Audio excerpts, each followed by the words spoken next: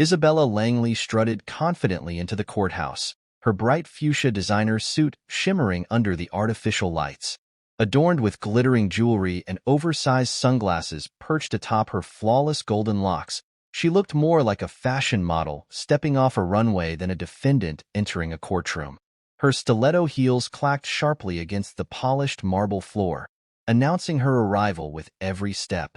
Behind her trailed her ever-nervous assistant, holding a tiny dog nestled in a matching designer bag.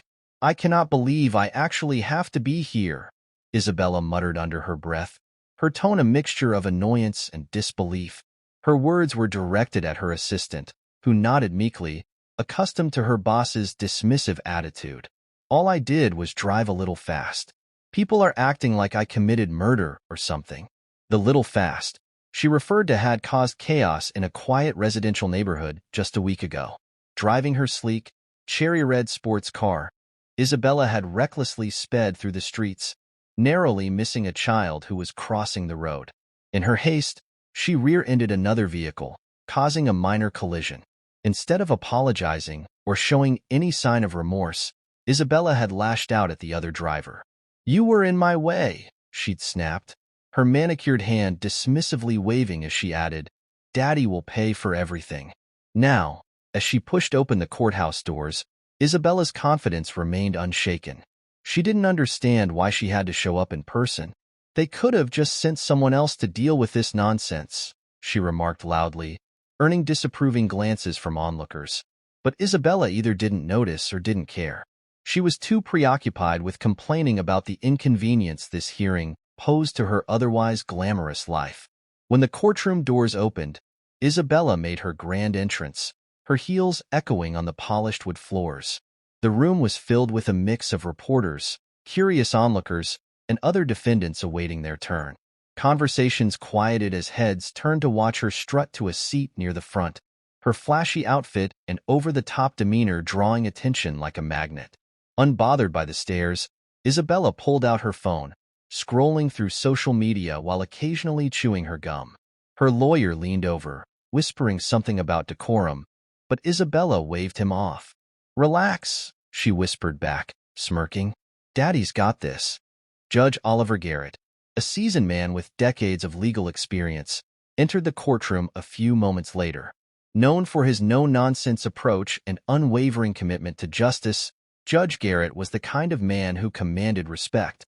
Isabella, however, seemed oblivious to his reputation. 10 minutes into the session, Isabella entered late, her gum chewing loud enough to interrupt Judge Garrett's opening remarks. "Miss Langley," he said firmly, his deep voice cutting through the room's tension, "please take a seat." Yeah, Isabella muttered, popping her gum as she casually slid into her chair. Instead of sitting with decorum, she sprawled back, crossing her legs and pulling out her phone once again. Her lawyer's face turned red as he leaned over to whisper furiously, but Isabella ignored him. Judge Garrett observed the young woman's behavior with a calm yet sharp gaze, his patience beginning to wear thin. When the charges were read aloud, reckless driving, endangerment, and causing property damage, Isabella stifled a laugh, shaking her head. "Miss Langley," Judge Garrett addressed her directly, "do you have anything to say regarding these charges?" Isabella stood, smoothing the creases in her designer skirt. With a smirk, she replied, "Honestly, I don't even know why I'm here. It's not like anyone got hurt. Can't we just write a check and move on?" Gasps rippled through the room. Isabella's lawyer buried his face in his hands, clearly mortified. Judge Garrett, however, remained composed. "Miss Langley," he said, his voice firm yet calm, "this is a court of law, not a place to flaunt your privilege. I suggest you take this matter seriously." "Oh, come on," Isabella replied with an exaggerated sigh. "Let's not act like this is a big deal. And honestly, Judge," she added with a subtle sneer, "isn't it your job to know your place?" The courtroom fell silent. Isabella's tone was dripping with condescension, her entitlement evident to everyone present. Judge Garrett's expression hardened, though his voice remained even. "Miss Langley," he said, leaning forward slightly, "you are walking a very fine line. I strongly suggest you sit down and remain silent while I deliberate." Isabella flopped back into her seat, rolling her eyes and muttering under her breath. The tension in the room was palpable as Judge Garrett began his remarks. Your actions, Miss Langley, have shown a blatant disregard for the law and a troubling lack of accountability, he said, his voice carrying authority. Your behavior today has only confirmed your inability to take these charges seriously. Isabella shifted uncomfortably in her seat, the first signs of nervousness flickering across her face. Wait, she stammered.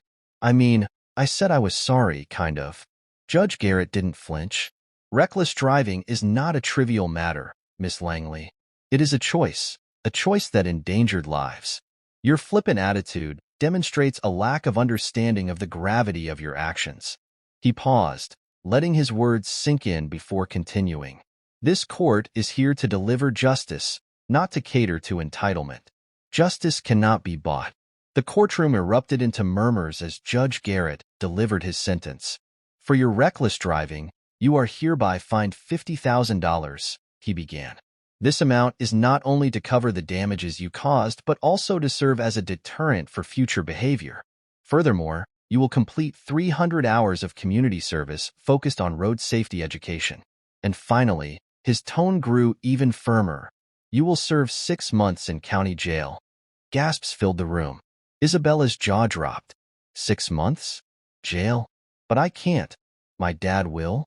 Your father cannot buy your way out of this, Miss Langley, Judge Garrett interrupted. This sentence is not about punishment alone. It is about teaching you accountability and respect for the law. As Isabella was escorted out of the courtroom, her once confident demeanor had crumbled. The consequences of her actions were now unavoidable. Her time in jail was a rude awakening. At first, she complained incessantly about the food, the accommodations, the guards. But as the weeks passed, Isabella began to reflect on her actions. Conversations with fellow inmates, many of whom had faced far greater struggles than she could imagine, humbled her. During her community service, she met families who had lost loved ones to reckless drivers. Their grief and pain struck a chord deep within her, forcing her to confront the real impact of her actions. By the time Isabella completed her sentence, she was no longer the entitled woman who had walked into that courtroom months earlier. She emerged with a newfound sense of humility and a deeper understanding of responsibility. Judge Garrett's decision had sent a powerful message. Justice is not a privilege reserved for the wealthy. It is a principle that applies equally to everyone. Isabella Langley had learned this lesson the hard way, but it was one she would never forget. Thanks for watching. If you enjoyed this video, don't forget to hit the like button, share it with your friends, and subscribe to the channel for more amazing content. And yes, the most important thing, don't forget to hit the bell icon so you never miss an update. See you in the next video. Take care and stay awesome.